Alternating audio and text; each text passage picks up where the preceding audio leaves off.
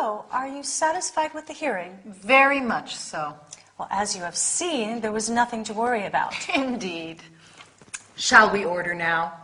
Sure. Can I get you something to drink? Yes, dear. I would like a glass of red wine. I can't make up my mind. What would you recommend? May I suggest the house cocktail? What exactly is it? It's a combination of rum, lime juice, sugar, mint, and soda water.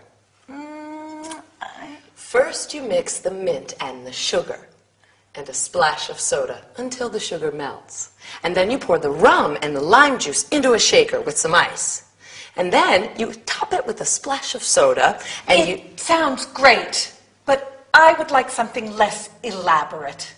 I see. May I propose a glass of champagne? That would be fine.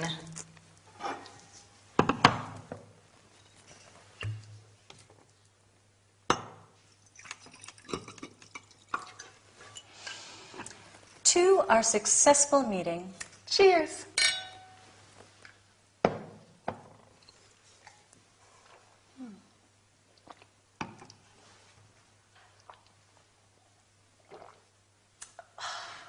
Would you like another drink? Oh, no, thank you. I already feel a bit dizzy. I'm afraid I have to go. I have an appointment in half an hour's time. Oh. May I have the bill, please? Sure, it's 15 pounds. Put your wallet away. This is my treat. No, you paid for dinner last time. Thank you, then. Thanks for a most enjoyable evening.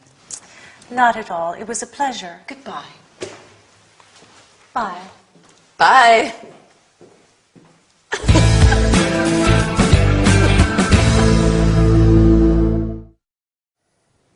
Hi, everybody.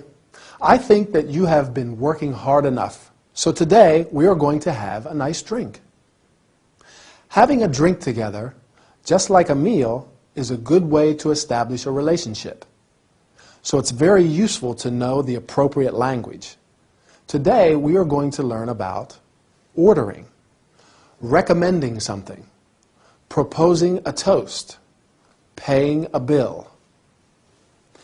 As you have seen, Miranda and Miss Adams are in a cafe celebrating the results of a hearing. Miss Adams asks, "Shall we order now?" You can also say, "Are you ready to order?" or "Would you like to order?" Emily asks them, "Can I get you something to drink?" Or she could say, "What would you like to drink?" Miss Adams is undecided and says, "I can't make up my mind." To make up one's mind means to make a decision. Then she asks for advice. "What would you recommend?" You can also say, "What do you suggest?" Emily proposes a house cocktail, a cocktail made with their own recipe. Miss Adams asks, "What exactly is it?" Can you remember some of the cocktail's ingredients? Rum, lime juice, sugar. Right. However, Miss Adams is not enthusiastic and says, "It sounds great, but I would like something less elaborate." Before drinking, Miranda and Miss Adams make a toast. A toast is the act of raising glasses at a gathering and drinking together. Miss Adams says, "Cheers." Cheers is a friendly expression said just before you drink an alcoholic drink. Then Miranda asks, "Would you like another drink?" You can also say, "Would you like something else?" or "Would you like something to eat?"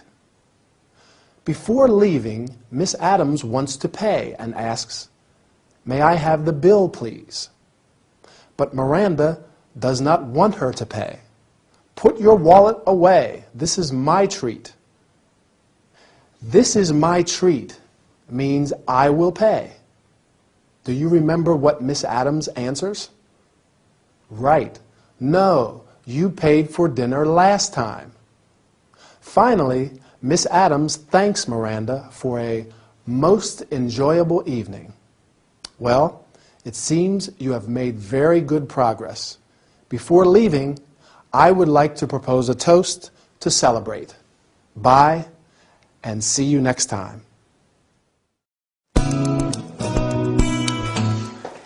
Oh, Linda, I'd like to have a word with you. Okay, sure. As you know, we're opening a new office in Glasgow, Yes? and Miranda is very busy at the moment, so I'm doing a lot of her work, and neither of us has much time.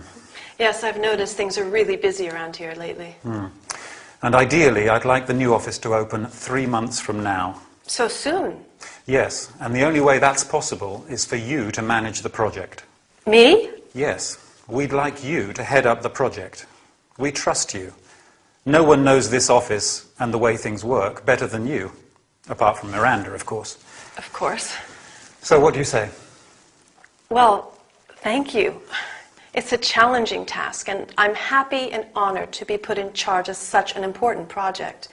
But I am a little worried about the tight time constraints. Yes, I know. You'll have to work on a very tight schedule, but we're sure you can do it. 3 months. That really leaves no margin for error. Don't worry, Linda. The studio's here to give you all the support you require, and you'll have everything you need to do the job. Okay.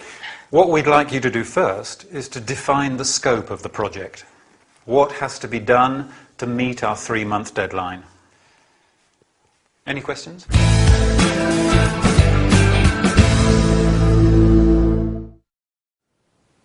Hi, good for Linda. She's in charge of an important project. I don't envy her much, though. She's got a lot of work to do if they want to open a new office in 3 months. So Al's briefing her. He's informing her of the news and instructing her on what she has to do. That's what we call a briefing. He asks Linda to head up the project, be in charge of it. That means be the head. She will therefore have to manage the project, direct it. That's a big job for Linda. In fact, she says it's a challenging task. It's a difficult but stimulating job. It's challenging. So why is it difficult? Well, Linda's worried about the tight time constraints. The time she has is very little. The deadline is in 3 months. We can call it a 3-month deadline. A deadline is the final time or day that you have to finish a project. The lack of time leaves no margin for error. She can't make any mistakes because she doesn't have the time to fix things. There is no margin, no space, in this case, no time for mistakes. This means she'll have to work on a tight schedule. What is a schedule? When we are talking about a person's schedule, we mean their daily or weekly plans. But in this case, the schedule is the timed plan of procedures for the project. All the things Linda has to do and when she has to do them.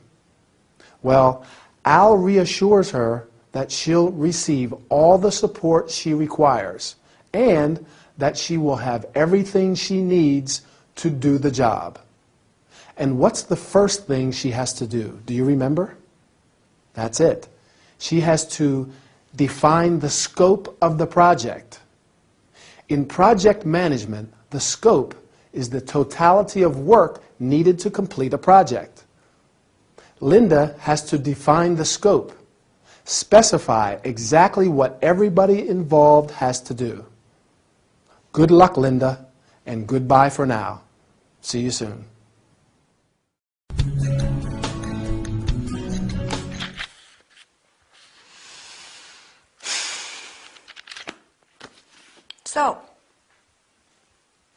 So, ready for our coffee? Or do you prefer I come back after the gym? You went to the gym yesterday, didn't you? Sure, I go every day. Every day? Yes, it's great. The gym has state-of-the-art equipment, space-age machines, which give you a total body workout in less time. Uh-huh. When you start, you get a wellness key, which you plug into the machines that you use. A key? Yes, it keeps track of what you do, the calories burned and the heart rate. I see. These machines make exercising interesting and fun. For instance, they have a treadmill, which has integrated satellite TV and radio, which makes your training more entertaining. Yeah, sounds great. Have a look at my biceps. I think the basic concepts are the same. Lose weight, gain strength, keep healthy, right? Yes, but the modern equipment allows you to achieve the same results in a shorter period of time. I don't particularly like all this high-tech stuff. I still prefer natural activities like jogging. There is nothing as enjoyable as jogging outside on a sunny day, maybe listening to some good music. With your iPod plugged in, right? Yes. You see, you rely on modern technologies too.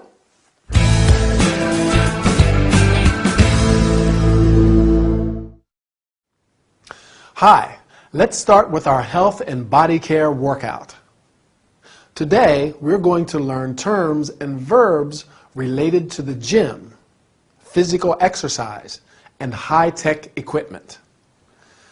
To Ray's surprise, Lucy goes to the gym every day. The gym is, remember, short for gymnasium, the place where you take classes of aerobics, martial arts, etc., or just exercise your body and increase your strength. Lucy's gym has state-of-the-art equipment. State-of-the-art means very modern, using the most recent technology. Equipment indicates a set of tools or machines. The space-age machines of Lou's gym give you a total body workout in a short time. Workout means exercising our body. You exercise your body in order to achieve wellness, the state of being fit. You can also use the word workout referring to the art of practicing something. Lucy receives a wellness key, right? It's an electronic device that keeps a record of all the exercises, the calories burned, and the heart rate. The heart rate is the rhythm at which the heart beats. In a gym, there are many different kinds of machines: rowing machines, exercise bikes, treadmills. The treadmill consists of a moving strip that allows you to walk or jog on it. Lucy says there is a treadmill which has an integrated satellite TV and a radio. Wow, that must be great. Given Lucy's biceps, it seems that these machines are quite effective. The biceps are the large muscles at the front of the upper arm. Other muscles that you frequently exercise are abdominals, quadriceps, shoulder muscles. As Ray says, the basic concepts are the same: to lose weight, gain strength, and keep healthy. You can lose or gain weight, and you can get or be strong and healthy. Does Ray like these machines? Not particularly, right? In fact, he prefers jogging, that is, running at a regular speed. Our time's over. I think I'll go jogging too. See you in the next session. Bye.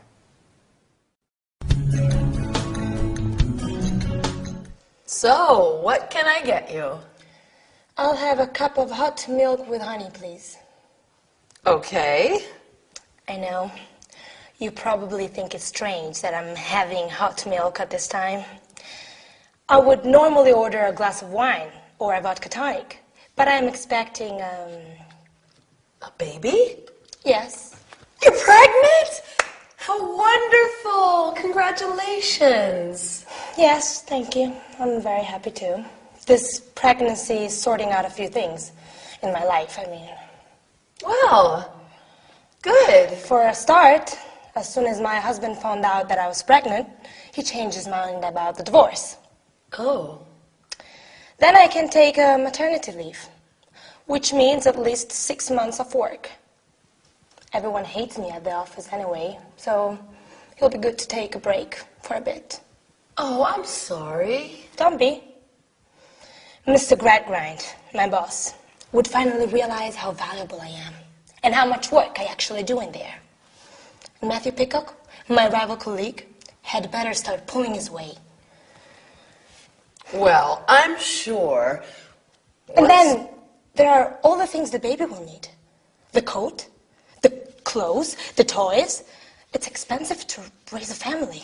Yes, I can imagine. When I was a child, my parents were very strict. I had a great childhood.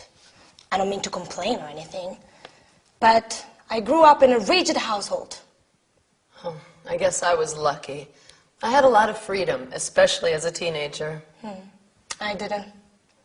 My father was so strict and disciplinary. Once, I was playing with my dog, Marnie, and she barked and woke up my dad. He was so angry that the next day he gave her away. Poor Marnie. How sad. Oh, there's my husband. Stuart! Stuart! I'll get you that hot milk.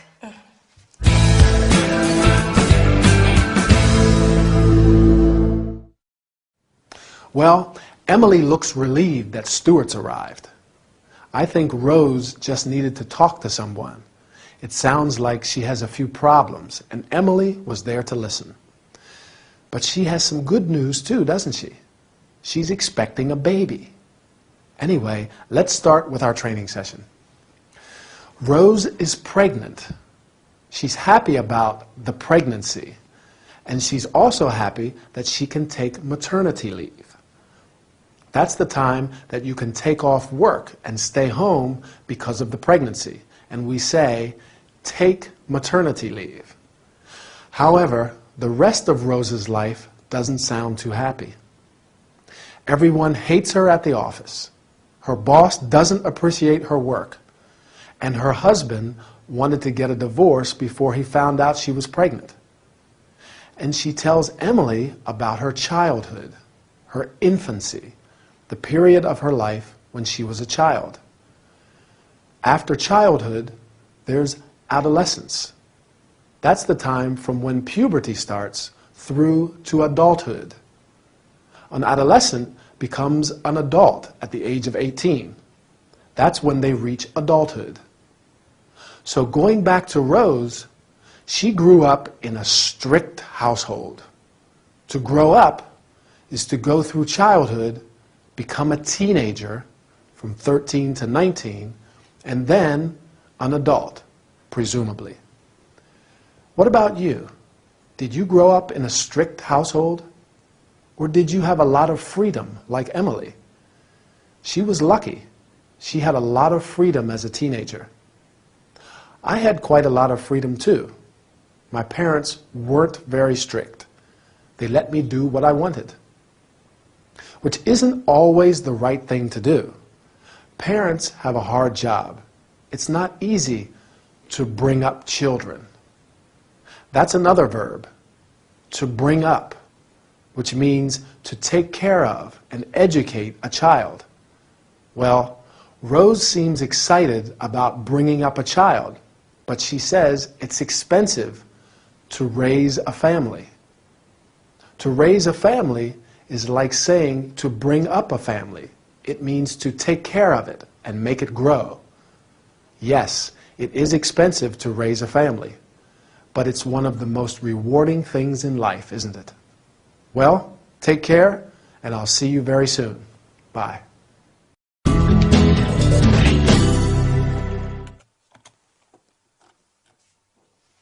Good evening, madam. How may I help you? My name is Emma Wallace, and I have booked the deluxe suite for 3 nights. Please wait a minute while I check your booking, madam. Here it is, deluxe suite for 3 nights. That's correct. May I see your passport, please? Yes, of course. Here it is. Thank you. All you need to do is fill in this registration card. Sure thing.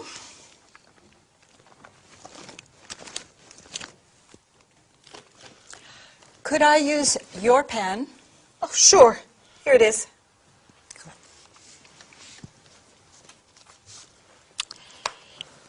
E-M-M-A-W-A-L-L-A-C-E.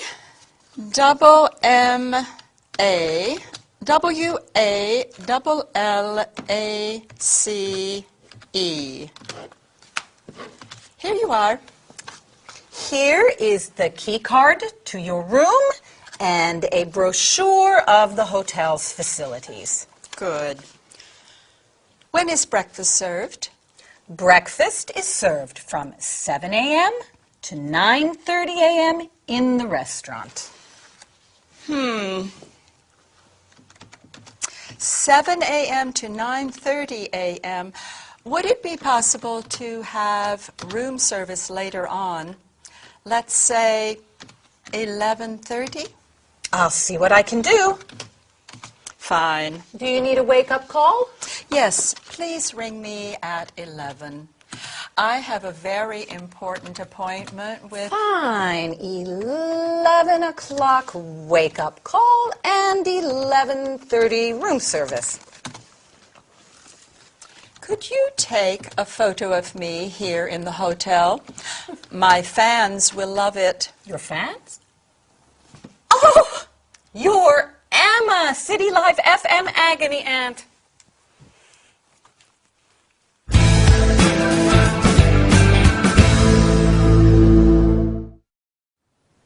Hi, everybody. Are you ready for an unforgettable workout with our celebrity agony Aunt Emma? Instead of the usual TV studio, she is traveling on the Isle of Wight and has arrived at Cowes. Today, we are going to learn about how to welcome a guest, check-in procedures, hotel services and facilities. Agony Aunt Emma has arrived at Miss Adams Hotel in Cowes and has to check in. At her arrival, Miss Adams welcomes her. Good evening, madam. How may I help you? You can also say, may I help you? Or, can I be of assistance? Emma answers, my name is Emma Wallace, and I have booked. Do you remember what? Well, since she is a celebrity, she has booked the deluxe suite for 3 nights. Along with a suite, you can book a single room, a double room, etc. Miss Adams then checks her booking. Please wait a minute while I check your booking. You can also say, just a moment, I'll check your booking, or let me check your booking. Miss Adams asks to see her passport. May I see your passport, please? And to fill in the registration card. To fill in means to write the necessary information on an official document. She gives her the key card to her room and a brochure of the hotel's facilities. I think you all know what a key card is. However, it's an electronic device in the form of a plastic card which is used to open a door. Facilities means equipment and services provided for a particular purpose. Can you name some hotel facilities? Right. A restaurant, a bar, a swimming pool, etc. Emma asks, when is breakfast served? And Miss Adams answers that it's served from 7 a.m. to 9:30 a.m. Emma is not very happy about that. Can you guess why? Sure, because she likes to sleep until late. So she asks for room service. Room service is the serving of food and drink to customers in their room. Finally, Miss Adams wants to know if she needs a wake-up call. And Emma answers, "Please ring me at 11. I would like to sleep until 11 too. And you? I hope you have enjoyed this lesson. I'm sure it will be very useful when traveling to foreign countries. Anyway, our time is over. See you soon. Bye."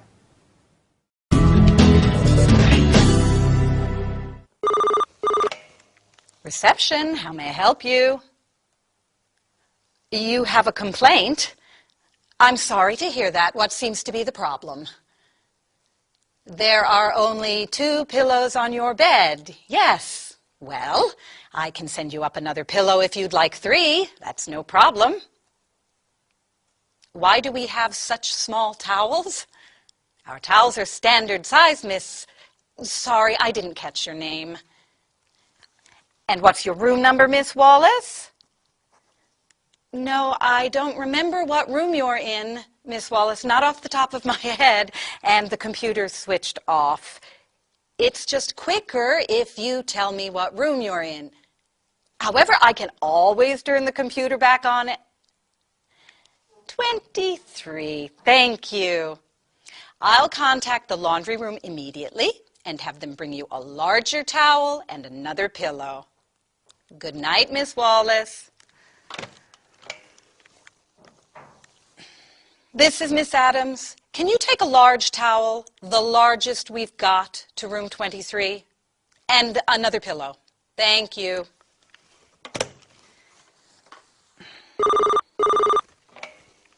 Reception, how may I help you? Miss Wallace, the towel and the pillow are on their way. Oh dear. No clothes hangers in the wardrobe? Please accept my sincere apologies for the inconvenience. I'll fix this matter straight away. Yes, Miss Wallace, don't worry. I'll send you up some clothes hangers now. Have a good night.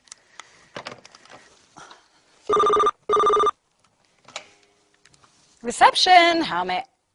Miss Wallace, what's the problem now? That's right. There isn't any milk in the minibar. There's never milk in the minibar. Well, if you'd like some milk, you can order it. We have room service. Certainly. Cold milk or warm milk. You'll have your hangers and your cold milk shortly.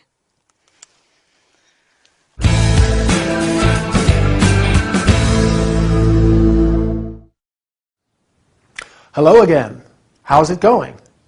Do you have to deal with customer complaints at work? Miss Adams, who's at the reception answering the phone, is probably used to hotel guests complaining. But Emma is really testing her patience. Let's look at some of the things Miss Adams says as she deals with Emma's requests. First of all, when Emma says she has some complaints, Miss Adams replies, "I'm sorry to hear that." Or we can say, "I'm sorry to hear about this." And she asks, "What seems to be the problem?"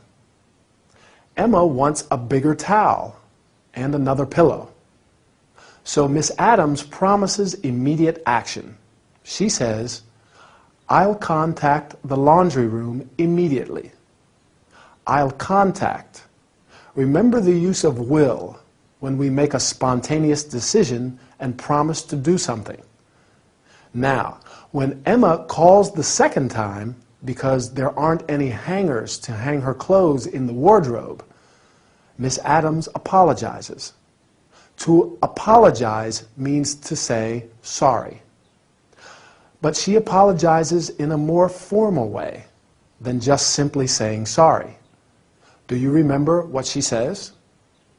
"Please accept my sincere apologies for the inconvenience." Please accept my sincere apologies. Or we can say, "I apologize for the inconvenience. Then she makes another promise. She tells Emma she'll fix the matter, the problem, immediately. She says, "I'll fix this matter straight away." Although Miss Adams starts to lose her patience with Emma's constant phone calls and requests, she stays calm. She has to. The customer is always right, as they say. So she's polite and helpful. We say she's accommodating. She's obliging. Accommodating and obliging are two adjectives that describe a person who does their best to help others, someone who is courteous and helpful.